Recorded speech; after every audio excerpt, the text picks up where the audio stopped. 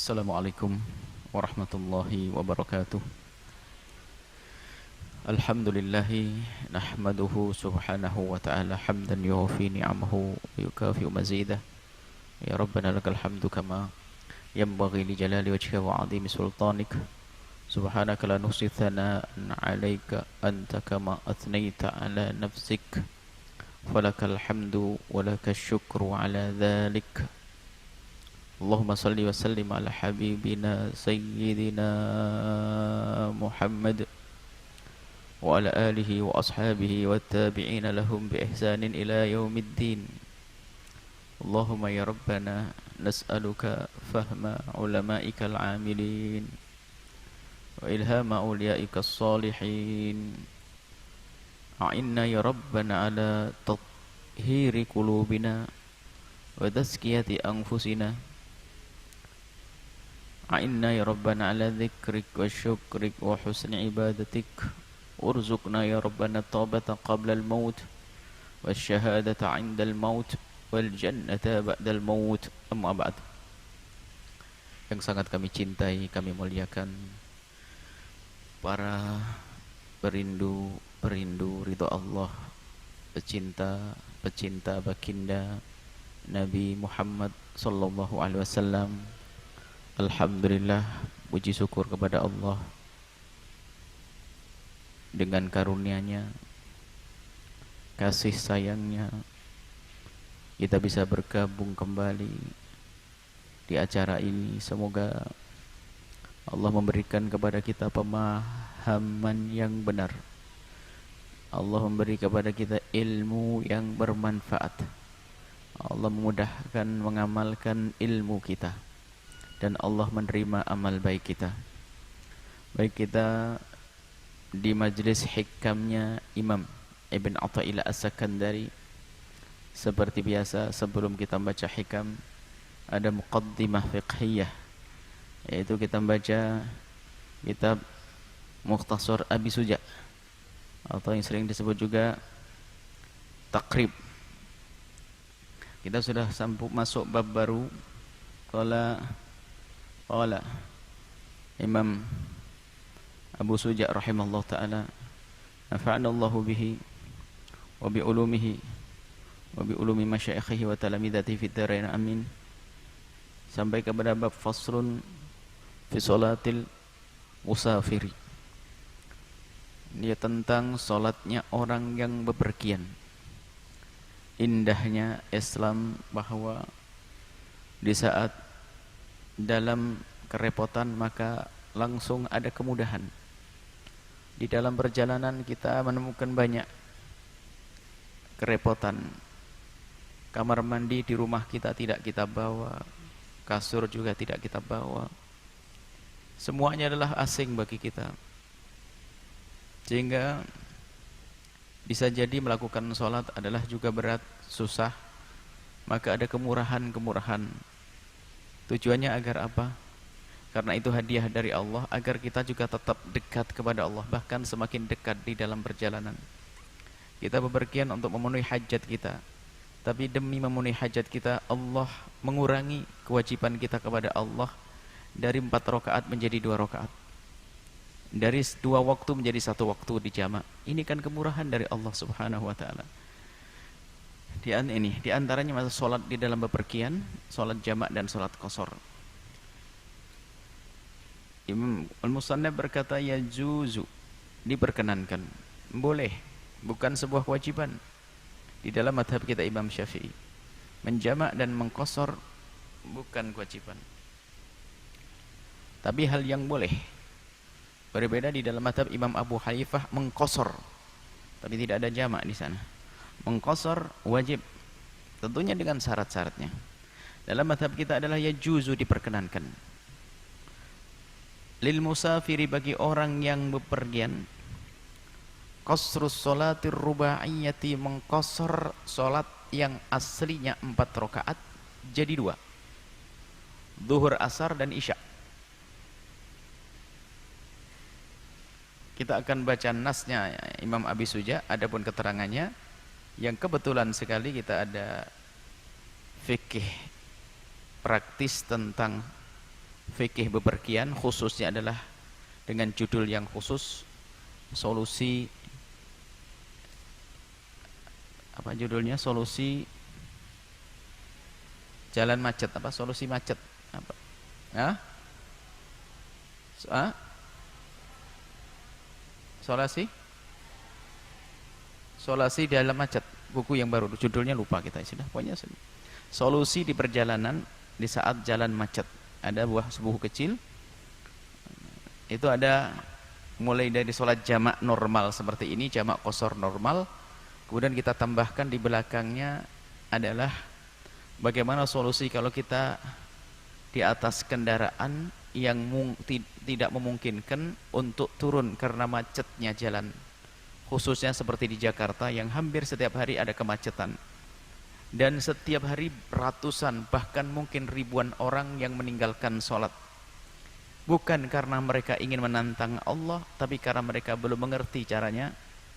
Maka solusi sholat di atas tol, di jalan tol itu atau saat macet itu perlu untuk dihadirkan. Dan insya Allah pada pertemuan yang akan datang kita hadirkan untuk penyempurna daripada bab ini. Baik, kita baca dulu nas dari Imam Abi Suja. Diperkenankan kita untuk mengqashar, menjadikan 2 rakaat dari solat yang aslinya 4 rakaat bi khamsi syara'ita, dengan 5 syarat. Di dalam kitab 5 syarat, akan tapi nanti dengan rinciannya adalah jadi lebih. Pertama adalah ayyakuna safaruhu bi ghairi maksiatin. Pertama adalah di saat bepergian itu bukan untuk tujuan maksiat. Ada orang dari Cirebon ingin pergi ke Semarang, niatnya mau nyolong, mau nyuri, nggak boleh mengqashar. Na'udzubillah. Mau berzina, nggak boleh mengqashar. Karena di dalam tujuan dalam perjalanan adalah maksiat. Berbeda kalau tiba-tiba terjadi maksiat di tengah jalan, tujuannya adalah silaturahmi, kunjung ke ibundanya. Di tengah jalan bermaksiat tetap boleh, karena yang penting tujuannya tadi adalah bukan untuk maksiat, maka baru boleh mengqashar. Apalagi kalau tujuannya adalah mulia, ingin kunjung ibunda, ayahanda, silaturahim kepada guru, haji, umroh, dan seterusnya. Untuk berdagang, bisnis, cari duit, cari nafkah, boleh mengqashar. Biarpun bentuknya adalah memang cari nafkahnya bepergian, sopir, boleh setiap hari qashar. Sopir bis setiap hari jamak qashar. Sopir bis Jakarta Surabaya jamak qashar terus setiap hari, boleh. Kemudahan ini. Syarat yang kedua adalah wa antakuna masafatuhu 16 farsakhan. Jarak yang dituju bukan jarak yang sudah ditempuh, bukan, dibedakan. Jarak yang ditempuh berarti kan di perjalanan. Jarak yang dituju mencapai 16 farsakh. Kurang lebihnya adalah 82 kilo setengah, 80 kilo lah, lebih sedikit, 82, 83 kilo.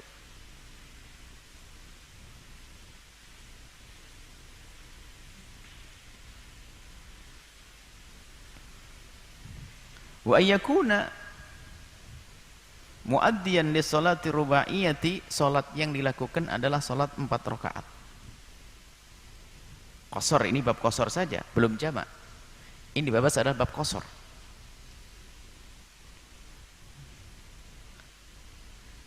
Syarat selanjutnya adalah yang keempat, wa ayyanwiya al-qasra ma'al ihrami. Jadi niat qasharnya di waktu takbiratul ihram.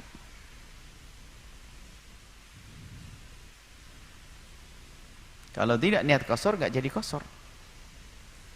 Niat bisa di dalam hati dan bisa diucapkan dengan lisan asalkan hatinya mengucapkannya. Ini kita baca nasnya, nanti ada keterangannya. Baik. Kemudian ada beberapa catatan. Wa alla ya'tamma bimuqimin. Sudah 5 syaratnya. Wa alla ya'tamma bimuqimin, dengan catatan waktu melakukan salat tidak bermakmum dengan orang mukim. Kalau bermakmum dengan orang mukim nggak jadi qashar. Biarpun kita ketemu dengan orang mukim di ujung salatnya.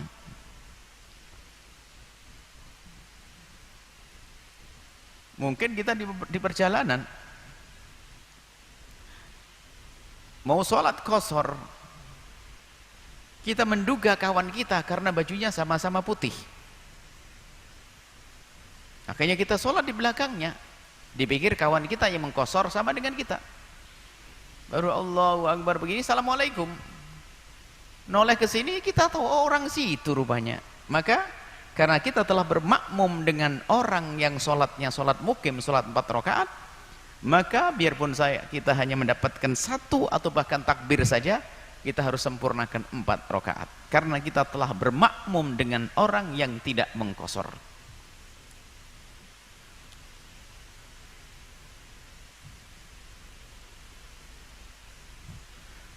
Sedikit kita kembali kepada jarak tempuh tadi. Bukan jarak tempuh, jarak yang dituju tidak boleh kurang dari 82 km. 80 km lebih jarak yang dituju. Adapun kapan mulainya kita boleh mengqashar, tidak harus nunggu kita sampai 80 kilo.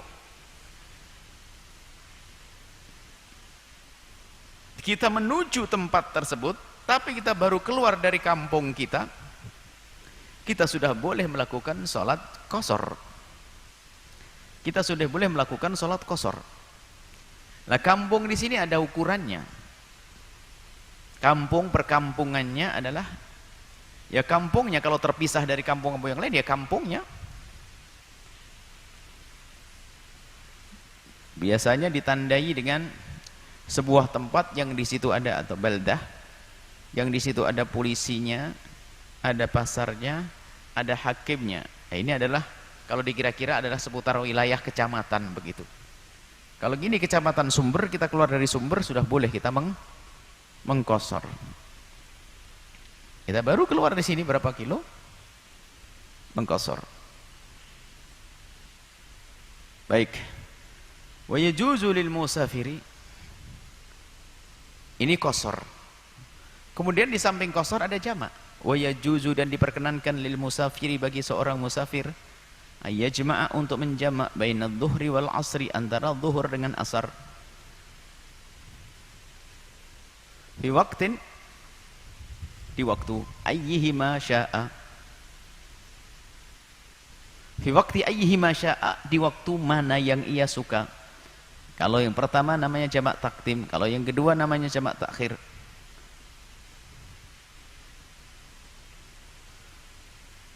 Wal maghribi wal isya'i, ya cuma bainal maghribi wal isya'i fi waqti ayyihi ma syaa, di waktu yang ia kehendaki. Maka di sana itu ada qashar tanpa jamak, ada jamak tanpa qashar, ada qashar dan jamak. Jadi ada 3 model. Ada orang melakukan sholat qashar saja tanpa menjamak, boleh. Misalnya kita bepergian sholat duhur 2 rakaat saja, kemudian nanti jalan lagi ketemu waktu asar, sholat lagi 2 rakaat, maka itu qashar saja. Atau kita menjamak saja, kita di perjalanan sholat duhur 4 rakaat sama sholat asar 4 rakaat, selesai tanpa qashar. Atau kita ingin menjamak dan qashar sekaligus, maka kita di perjalanan sholat duhur 2 rakaat sama asarnya 2 rakaat, maka jamak dan qashar. Maka wa yajuzu, dan diperkenankan menjamak tadi, wa yajuzu lil hadz, selesai. Kemudian ada lagi wa yajuzu, dan diperkenankan lil hadiri, bagi orang tinggal di rumah untuk menjamak, fil matari, karena adanya hujan. Di rumah maksudnya di kampungnya, bukan di rumah, di kampungnya. Ayyajma' bainahuma fi waqtil ula, menjamak di antara sholat duhur dengan asar atau maghrib dengan asar di waktu yang pertama, maksudnya hanya jamak takdim. Minhuma, dari dua sholat tersebut di waktu yang pertama, namanya jamak takdim. Nah, ada nama sholat karena hujan. Kita terangkan nanti pada pertemuan yang akan datang gambarannya. Kalau lagi hujan, maka kita boleh menjamak. Siapa yang boleh menjamak? bagi orang yang lagi sholat di masjid, kemudian ada hujan, sebab kalau pulang nanti repot kembali lagi sholat zuhur, hujan deres, bukan begini nih, nyebrang nggak ada kehujanan, nggak ada jamak di sini. Jadi masjidnya di sebuah tempat, kalaupun dia harus keluar nanti pasti kena basah dia. Maka menjamak karena hujan boleh. Di sini tidak disebutkan, kita tambah nanti menjamak karena sakit. Ada. Ditunggu nanti insyaallah pada pertemuan yang akan datang, karena ini adalah muqaddimah fikih, tentunya tidak kita selesaikan semuanya sekarang. Jadi ada jamak qashar, ada qashar saja, ada jamak saja, ada jamak qashar. Kemudian ada jamak karena motor, karena hujan, dengan syarat-syaratnya. Kemudian yang terakhir adalah jamak karena sakit. Ini saja insyaallah kita sambung pada pertemuan yang akan datang. Wallahu a'lam bissawab.